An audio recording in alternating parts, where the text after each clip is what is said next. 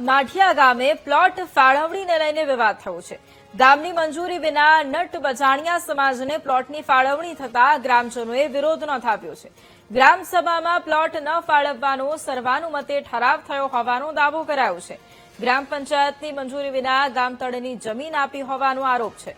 Plot ફાળવણીનો હુકમ તાત્કાલિક રદ કરવાની ગ્રામજનોની કલેક્ટરને રજૂઆત છે। સ્થાનિકો માટે જમીન અનામત રાખવાની ગ્રામજનોની માંગ છે।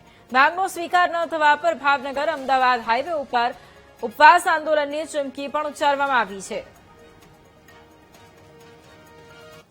પંચાયતને પૂછ્યા વગર 29/7 આ સીધી દરખાસ્ત ગ્રામ પંચાયતમાં એવી માંગી કે તમે આમાં સહી સિક્કા કરીને અમને આપી દો। અમે 23 પ્લોટ આ લોકોને ફાળવીએ છીએ। જે ગામમાં 3 જ્ઞાતિ રહે છે, માલધારી સમાજ, દેવી પૂજક અને કોળી સમાજ।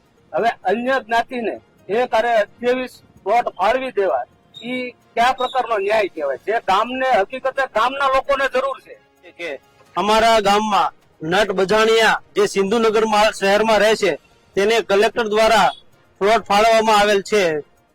તો અમારા ગામમાં મુખ્યત્વે 3 જ્ઞાતિ છે, ભરવાડ, દેવી પૂજક અને કોળી।